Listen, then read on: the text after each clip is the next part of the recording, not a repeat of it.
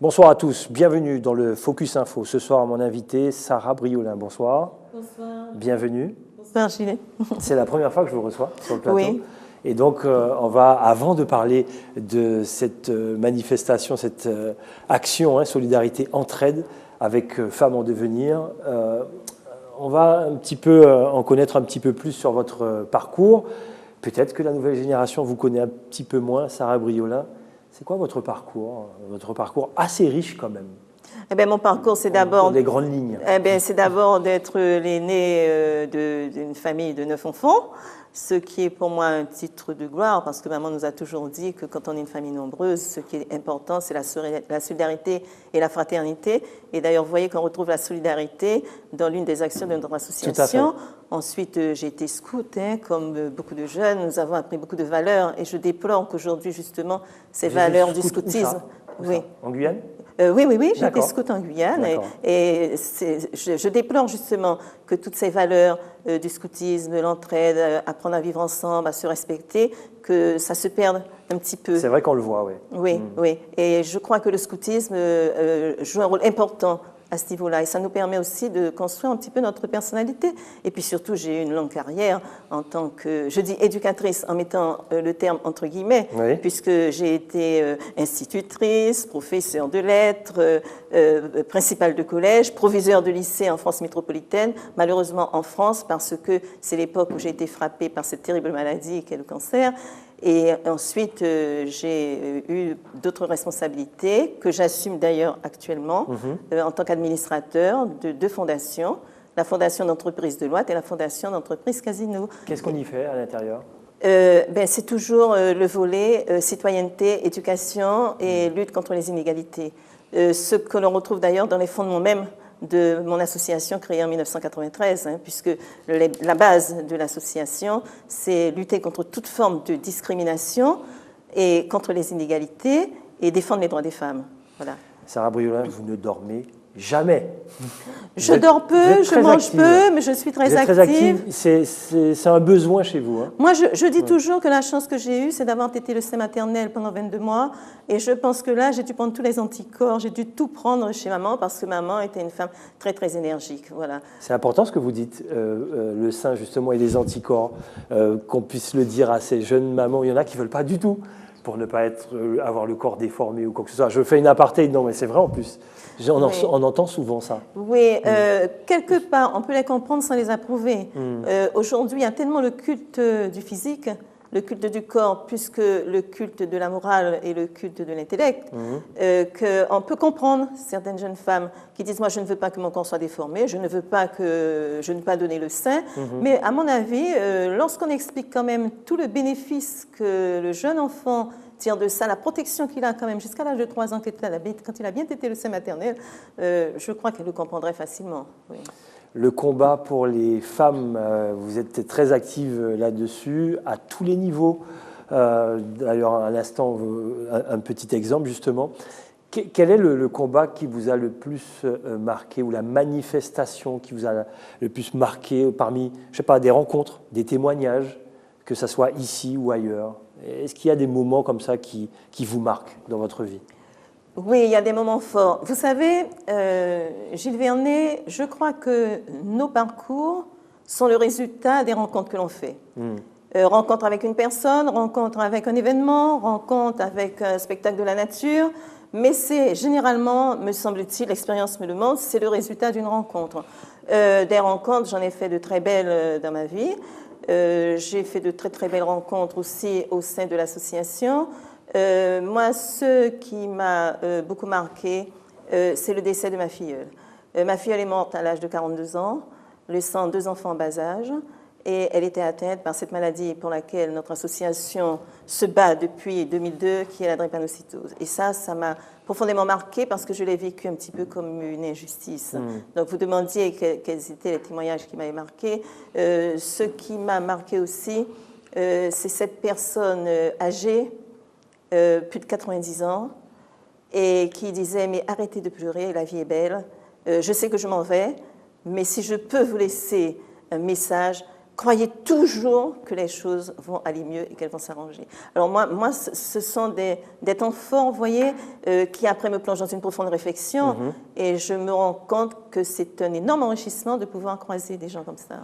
Et puis vous faites aussi des rencontres pour tirer un maximum, on va dire, tirer vers le haut, souvent, que ce soit au niveau de l'intellect, chez les hommes, chez les femmes. On vous voit partout, à gauche et à droite, et l'image, en tout cas, que j'ai de vous, Sarah Briolin, c'est tirer vers le haut. L'intellect, mais pas seulement, dites-nous. C'est une nécessité. Oui. C'est une nécessité, comment dirais-je? Bon, pendant 14 ans, j'ai été secrétaire générale de la Fondation Euris, de cet homme d'affaires qui s'appelle Jean-Charles Lahouré et que je trouve absolument remarquable par sa générosité. Il s'agissait d'accorder des bourses d'études supérieures à des jeunes de conditions modestes qui voulaient faire des études longues et qui n'en avaient pas les moyens. Nous avons ainsi pu donner à peu près 1200 bourses et avoir de merveilleux parcours. Et quel était l'objectif?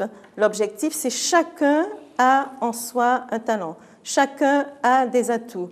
Il suffit d'en être conscient, d'essayer de les valoriser, et à ce moment, on peut accéder à l'excellence. Donc l'objectif, c'était que je sois balayeuse de rue, que je sois professeur, que je sois agent de service. Je le fais du mieux possible, je donne le meilleur de moi-même, et je suis tellement bon que ça me hisse vers le haut.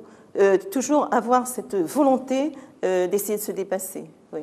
Lorsque vous revenez ici en Guyane, comment vous trouvez, et là, toujours quand on parle de tirer vers le haut, toujours quand on parle d'intellect, comment vous trouvez votre département? Comment les choses évoluent? Est-ce que ça évolue dans le bon sens pour vous? Moi, je trouve que ça évolue bien. Je ne suis pas d'accord pour que, quand on entend les gens parler, ça m'irrite énormément, rien n'est bon ici, c'est toujours mal fait, c'est pas bien, ceci ou cela, c'est pas vrai, ce n'est pas vrai. Les choses avancent, les choses progressent. Et ce qui me frappe depuis bientôt 3 ans, parce que je suis ici à peu près tous les 2 mois, je suis tellement attachée à mon département, je suis ici à peu près tous les 2 mois, je constate que nous sommes en train de nous trouver en face d'une jeunesse qui nous pousse, parfois vers la sortie, mais qui nous pousse. Mais c'est une jeunesse travailleuse, courageuse, qui a de l'ambition, qui veut s'en sortir, qui veut s'impliquer dans la vie, dans l'évolution de la Guyane. Et je trouve ça extraordinaire. Certes, il y en aura toujours qui vont faire des bêtises. Il y en aura toujours qui ne voudront pas étudier, qui ne voudront pas respecter les règles. Mais c'est vraiment un petit nombre. Et attention aux filles qui arrivent là. D'accord, très bien. Je vous fais confiance pour ça. Action, solidarité, entraide. Vivre avec un cancer. 3e édition avec Femmes en devenir. Dites-nous comment ça se passe, qu'est-ce que vous mettez en place pour ces actions? Voilà. Alors, vous avez vu Solidarité Entraide. Vous m'avez parlé juste avant de l'association. Qu'est-ce qu'elle était l'association? Eh bien, si on peut se représenter une maison, je dirais que le fondement, les assises de l'association, c'est tout ce qui concerne la lutte contre les discriminations, contre les inégalités et les droits des femmes. Les murs porteurs. Les murs porteurs seraient les commissions. Et nous avons mis en place plusieurs commissions, commission droits des femmes, commission culture découverte patrimoine, où nous travaillons sur la Guyane, et commission santé, où nous avons les 2 volets, drépanocytose, cancer. Et il y a un toit. Et le toit, c'est solidarité, entraide, lutte contre l'isolement. Voilà la maison Femmes en devenir que nous avons construite en 21 ans. Alors pourquoi cette action? Pourquoi cette action? Parce que vous avez dit tout à l'heure présidente nationale. Oui. Effectivement, en 1993, j'ai créé une association nationale parce que je savais toujours que malgré le cancer, je reviendrais en Guyane. Donc ça, j'en étais absolument certaine. Et donc, il y a une antenne régionale de Femmes en devenir en Guyane. Et nous sommes en train de mettre en place le programme 2014-2017 de maillage Femmes en devenir dans les différentes communes de Guyane. Dans les différentes communes de Guyane. Sinamari existe déjà. Oui. Nous allons mettre en place Saint-Laurent et... Comment dirais-je? Nous travaillons aussi avec Monsignor Étoné Grand. Mais Saint-Laurent, Irakubo, c'est le 4e trimestre de l'année 2014. Ça va vous aider à quoi? À monter toutes ces antennes-là dans ces différentes communes? Oui, les monter pourquoi? C'est bien de dire femmes en devenir, droits des femmes, etc. Mais si nous restons uniquement à Cayenne ou dans les environs, nous ne saurons pas exactement quel est le vécu quotidien, quelle est la souffrance ou quelles sont les réussites aussi des femmes des communes. En ayant une antenne dans différentes communes, Est, Ouest, Sud, etc., nous aurons exactement le visage de ce qu'est la vie des femmes. Et on saura vraiment si elles arrivent à occuper tous les champs que nous voulons, parce que nous avons été tellement cantonnés dans la sphère familiale que ça serait bien maintenant qu'on s'ouvre sur les autres sphères. Voilà. Donc, lorsque j'ai rencontré des femmes jeunes qui disaient bon, j'en ai assez, je perds mes cheveux, mon conjoint me quitte, mes enfants ne me reconnaissent plus, je n'arrive pas à travailler, je suis tout le temps fatiguée, je suis moche, etc. Puisqu'il faut mourir, mourons. Ça nous a tellement fait mal au cœur, étant passé par là moi-même, sachant combien il faut puiser en soi d'énergie, en se disant mais il faut quand même qu'on se batte, qu'on se batte. À un moment donné, on est seul, c'est un combat dans sa tête. De toute façon, on est toujours seul dans ce combat. Si entouré que l'on soit, il faut être entouré. Parce que si on n'est pas entouré, on ne tient pas le coup. Mais si entouré que l'on soit, on reste quand même beaucoup seul. Et c'est soi-même, nous devons puiser en nous-mêmes l'énergie nécessaire et la volonté. Et la volonté, c'est pas toujours facile. Donc, force de caractère. Oui, mais ça nous forge aussi, parce qu'on ne supporte plus après les gens qui se plaignent pour rien, vous vous en rendez compte. Et donc, j'ai réuni mon équipe, j'ai dit, voilà le constat, qu'est-ce que vous pensez? Ils m'ont dit, Présidente, il faut que nous fassions quelque chose. Et avec le docteur Fournier, président du réseau, maintenant avec le docteur Dejeau, président du réseau, avec le réseau en Guyane, avec le Casodome qui est à Paris, vous savez, qui a lancé quelque chose aussi dans ce domaine-là, avec la GEDOC avec qui nous avons pris contact, nous essayons quand même de faire quelque chose. Alors cette soirée, c'est quoi? Vendredi. Avant de parler de la soirée, avant de parler de la soirée, excusez-moi. Vous parlez, parce que c'est important, vous êtes présidente nationale, antenne en Guyane et ailleurs. Eh bien, nous avons une antenne dans l'Île-de-France. D'accord. Nous avons une antenne dans le Val-de-Marne. Et il y a une de nos adhérentes qui a rejoint Mayotte et qui nous demande de lui envoyer la documentation parce qu'elle voudrait essayer de mettre une petite antenne à Mayotte, ce qui nous permettrait de travailler avec les différents départements. Nous travaillons déjà avec Martinique, Guadeloupe et Réunion. La question. Nous travaillons déjà avec Martinique, Guadeloupe, Réunion, sur les droits des femmes surtout. D'accord. Mais Mayotte, c'est bien, ça nous permettrait d'y travailler parce que j'y suis allée 2 fois et vraiment, il y a de quoi faire. Très bien. Et puis, vous partagez également, selon les endroits que vous rencontrez, différentes communautés avec leurs traditions. Donc, voilà, c'est pas ce soir qu'on va parler entre tradition et modernité, si on va dans certains villages amérindiens ou encore bushinengués. Dommage, ça sera l'occasion d'en reparler une autre fois, parce que j'aurais voulu quand même avoir votre avis. Oui, mais avec les Amérindiennes, nous avons déjà commencé à travailler. Avec les Amérindiennes de Saint-Georges, il y a 2 ans, nous y sommes allés parce qu'elles souhaitaient nous rencontrer et nous avons déjà commencé à jeter les bases d'une collaboration. D'accord. En ce qui concerne les bushinengués, nous avons Bruno Apouyou, le chef coutumier Boni, qui est membre du conseil d'administration de notre association. Et nous avons une jeune qui s'appelle Tiffany Akobe, une jeune de Saint-Laurent-du-Maroni qui est maintenant à Sciences Po, et c'est elle qui prend la responsabilité de faire fonctionner le volet vie étudiante. C'est ce que je dis, vous êtes au combat. Vendredi 20 juin, racontez-nous comment ça va se passer. Vendredi 20 juin, donc nous serons au Novotel, où M. François Duboulet vraiment nous offre les locaux à des prix défiant toute concurrence. Merci pour lui, on le salue. Je le dis parce que nous avons voulu sortir les femmes de milieux traditionnels, de la souffrance, etc. L'objectif, donnons-leur du bonheur pendant une soirée, ce qui va un petit peu les éloigner de la maladie, qui est toujours là, qui est toujours présente. Et nous sommes assez satisfaites sans quand même faire de l'autosatisfaction. C'est qu'en 2012, quand on a commencé, il y en avait 9 d'entre elles. C'est-à-dire, quand je dis d'entre elles, ce sont des femmes qui sont touchées par cette maladie, qui sont soit en soins, soit en rémission, soit en récidive. Et donc, elles étaient 9. L'an dernier, elles étaient une 20aine. Et là, pour vendredi, elles sont 36. D'accord.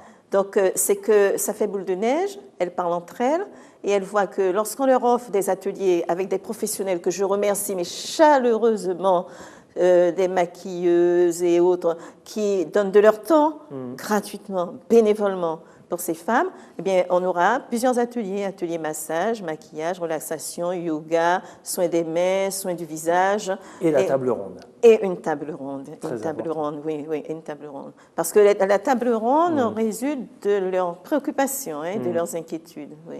Vous allez animer cette table ronde? Comment ça se passe? Non, c'est pas moi. Non, je ne suis pas compétente pour animer la table ronde. Je peux apporter ma contribution par rapport à mon vécu.